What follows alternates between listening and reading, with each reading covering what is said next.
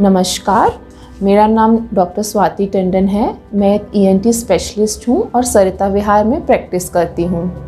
आज इस वीडियो के माध्यम से मैं आपसे कान के पर्दे के छेद, जिसको हम टिम्पैनिक मेम्ब्रेन परफोरेशन भी बोलते हैं, इस बारे में बात करूँगी।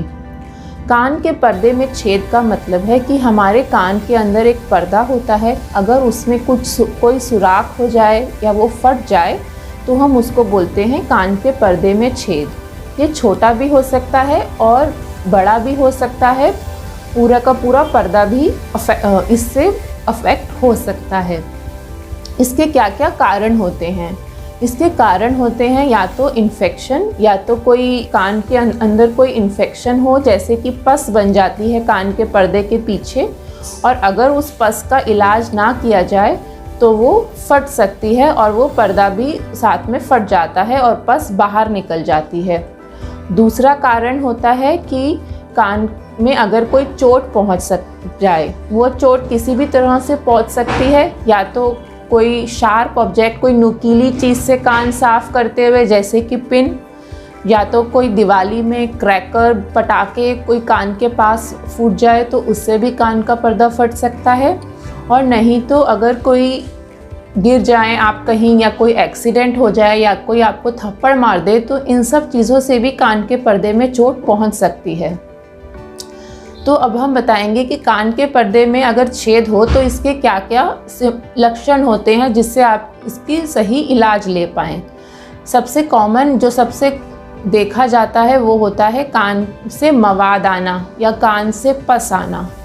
जब कान से पस आती है या पानी आता है जो कि थोड़ा सा सफ़ेद जैसा होता है, चिपचिपा होता है और गाढ़ा होता है, तो इसका मतलब है कि कान के पर्दे में कहीं ना कहीं सुराख है। और क्योंकि नाक और कान का बहुत ही गहरा रिश्ता है कि जब भी नाक में कोई भी इन्फेक्शन होगा तो कान के पर्दे पे असर पड़ता है।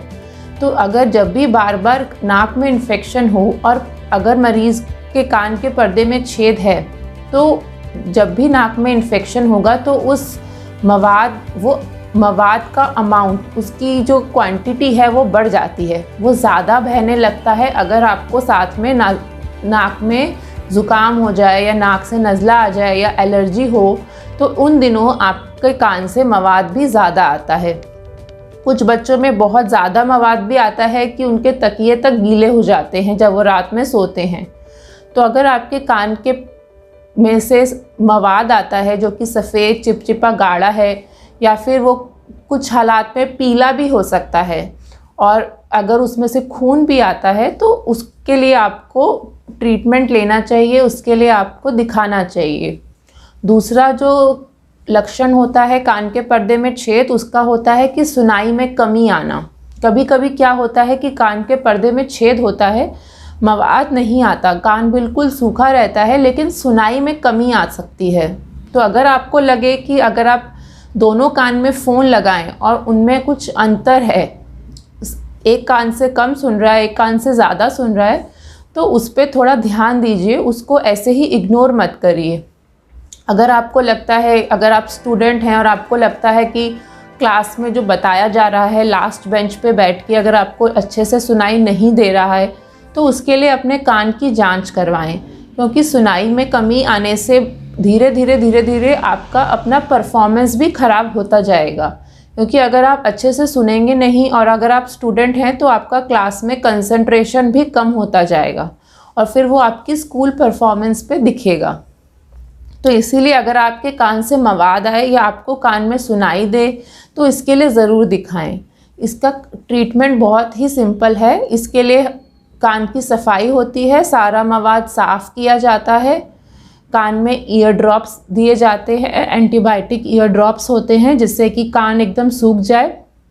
और अगर किसी को नाक में कोई दिक्कत है, नाक की हड्डी टेढ़ी है या नाक की एलर्जी है, तो उसका भी साथ में इलाज करना चाहिए, क्योंकि अगर हम नाक का इलाज नहीं करेंगे तो कान के पर्दे में छेद पूरी तरह से ठीक नहीं होगा। लेकिन ये छेद अपने आप ठीक नहीं होता है, इसके लिए ऑपरेशन ही कराना पड़ता है। कान के पर्दे के छेद के लिए ऑपरेशन होता है जिसमें पर्दा बनाया जाता है और ये बहुत ही सक्सेसफुल ऑपरेशन है। ये बड़ों में बिना पूरी तरह से बेहोश करे भी हो सकता है, जिसको हम बोलते हैं लोकल एनेस्थीसिया, उसमें भी किया जाता है। और कान के पीछे की साइड में चीरा आता है तो दिखने का भी कोई डर नहीं रहता। और आजकल तो एंडोस्कोप से भी ये ऑपरेशन बहुत आराम से किया जाता है। और अगर आपके कान के पर्दे में छेद तब हुआ है जब कोई चोट लगी है या कोई थप्पड़ मारा है किसी ने, या आपने पिन डाल दी और वो छेद बहुत छोटा है, तो वो अपने आप भी भर सकता है, लेकिन उसके लिए कान को सूखा रखना बहुत ज़रूरी है। तो अगर आपको अपने कान में कोई भी समस्या है तो उसे ज़रूर दिखाएं और उसका सही इलाज लें। धन्यवाद।